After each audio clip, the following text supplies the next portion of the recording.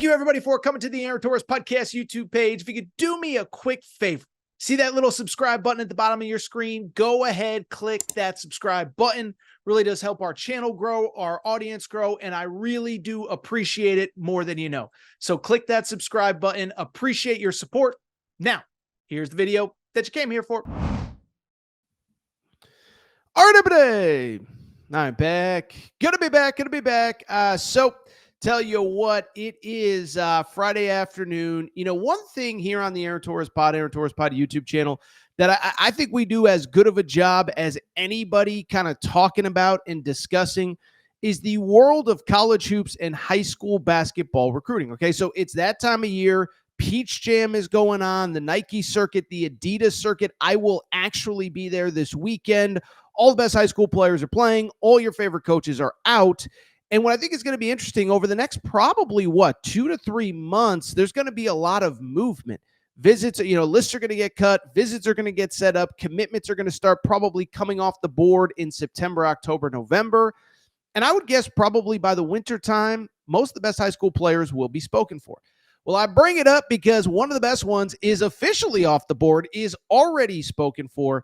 And that is a player named Jason Crowe Jr., one of the top 10 prospects in the class of 2026. Okay. Really good guard from Inglewood, California, 6'3", bucket getter. Just a really talented player. Okay. And so throughout his recruitment, thought it was interesting. I think early on, the speculation was it was going to be either the hometown USC Trojans or the Kentucky Wildcats. The tie there that Kentucky assistant Jason Hart has longtime ties to Jason Crowe Jr.'s father. Well, I bring it up because right around July 4th, it might have been the 3rd, it might have been the 5th, whatever, we find out that Jason Crowe Jr. has set a commitment date, and we find out that the Missouri Tigers may now be in the mix and may actually be the favorite. Well, I bring it up because just moments ago, Jason Crowe Jr., 5-star guard, class of 2026, committed to the Missouri Tigers, baby. That is right. We're going to talk a little bit about his commitment, but also I'm kind of just fascinated by what the schools that were recruiting him, Kentucky, USC, what they do next. And I want to be clear here. Missouri has been the speculated leader for a while, so I don't think either fan base is either, quote, devastated or surprised, but it's always fun to look ahead to what's next, so let's go ahead and do that. As far as Jason Crowe Jr. is concerned, I mentioned it. He's maybe the best scorer in high school basketball, 6'3", bucket getter, great addition for Missouri. Now, there's an elephant in the room. There's speculation that Missouri may be hiring his dad as an assistant coach. I'll just say this right off the top. I think it's accurate. I don't know if it's accurate. I want to know. There's nothing illegal about, by the way, it might not happen, but even if it does, there's nothing illegal about it. Now, I'll say this. I think it kind of proves how stupid it is that we're trying to cap how much players can get paid. Because listen, this was the world that we lived in before. There was nothing wrong with it when Michael Porter Jr.'s dad got hired at Missouri, etc. But I just bring it up because this is why it's stupid to cap the players. Just pay them what they're worth. Then you don't got to worry about who's hiring who's this, who's that, whatever. But the bottom line is that doesn't matter. Jason Crowe Jr. is going to Missouri, or at least he's committed to Missouri here in late July. And I think the Tigers got themselves a heck of a basketball player. Like I said, 6'3", bucket getter. I think two things stand out. One, I do think even though he's a little bit undersized, I think he's going to be able to have success right away in the SEC. Now, we don't know what the Missouri roster is going to look like in this world. I think it's silly to start speculating 2 years out on what rosters will look like. But I also think it's worth noting they got themselves a heck of a bedrock for that 2025-2026 season and that roster that Dennis Gates will, or I guess it would be 2026, 2027, I should say, that roster that he will be putting together. I think the other thing with Jason Crowe Jr., which is interesting, really talented, but because he's a little bit undersized, I don't know if he's a one and done kind of guy. And I just think in this era, that's always worth considering is that I think when you took a top 10 prospect, even 4 or 5 years ago, the assumption was enjoy him while you got him because you're going to immediately lose him. Well, now if you can make more money playing college basketball, is it something where he becomes a 2-3 year player When again, 4 or 5 years ago, 10 years ago, he's just a one and done. So it's fascinating to think about. Missouri gets their guy. Credit to Dennis Gates for getting it done. But now let's start to kind of look ahead to what it means specifically for the other two schools, that we thought could potentially land them. And let's just talk Kentucky, right? USC, I think that they feel like they're in pretty good shape with some other guys. But where I want to kind of focus on is Kentucky, because I think there's a fascinating question unfolding. One, who are the recruits that may replace Jason Crowe Jr. in this 2026 class? But two, in this era of older veteran transfer portal players, do you even need to take anybody? Do you even need to take any high school players, let alone one at this guy's position? So let's go ahead and break it down. As far as other players that Kentucky may be pursuing, I think it'll be interesting. Again, we're recording here in the middle of the final weekend where college coaches can be on campus.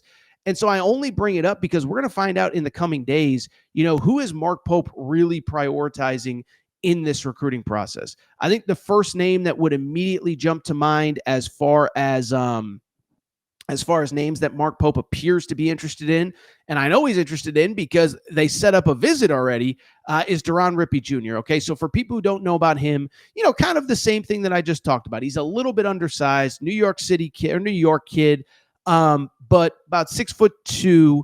Thing I'll say about him: super quick twitch, super athletic, can get into the paint, can create for others, can finish at the rim, and he is one of the fastest rising players in this class of 2026, okay? He's listed as about top 15 to 20 prospect.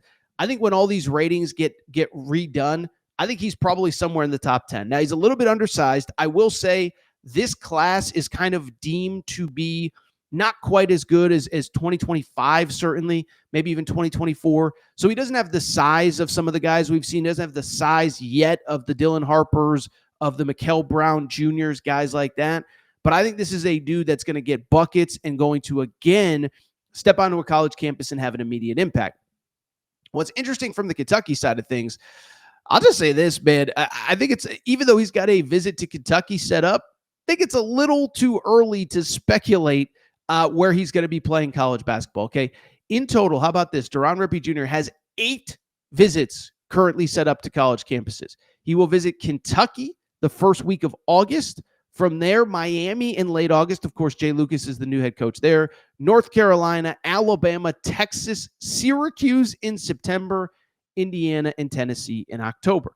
Now, a couple things there. One, I think it's way too early to speculate where this kid could end up. I think, two, the other thing that is worth noting is that, sometimes just because you set up all these visits doesn't mean you take them. And I've seen this happen a million times where a kid plans on taking 5 visits or 7 visits or 10 visits or whatever. And after 2 or 3, he's like, you know what? I kind of know where I want to go. And he ends up making his commitment. He ends up going from there. So we'll see what happens. I think it's good for Kentucky to get on the front end. Obviously, in a perfect world, you'd love to be on the back end.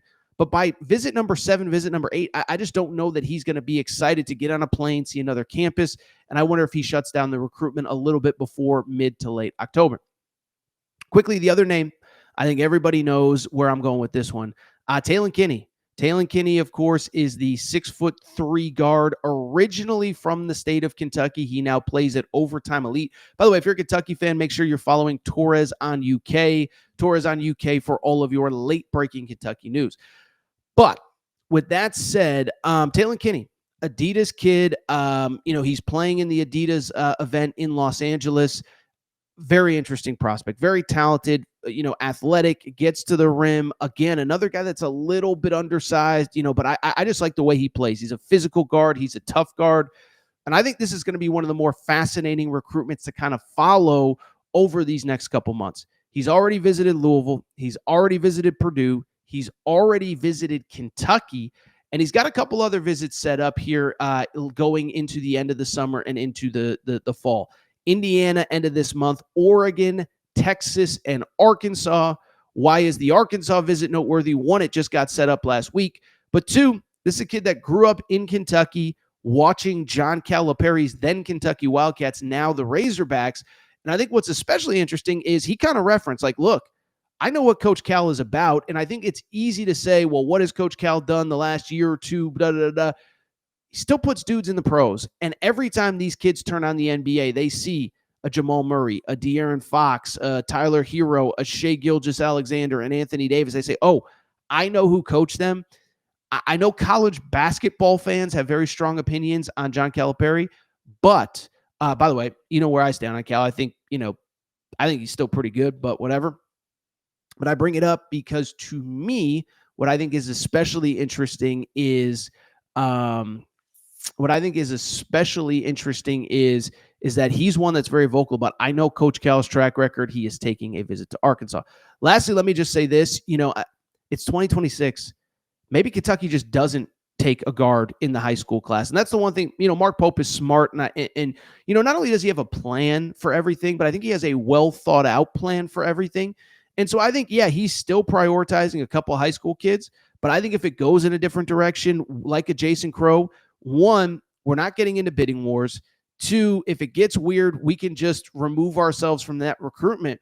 And three, there's going to be plenty of players in the portal.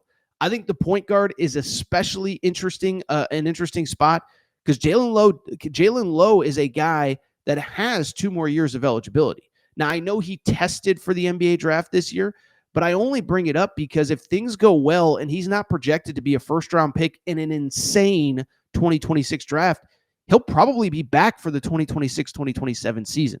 So do you have to even take a freshman guard?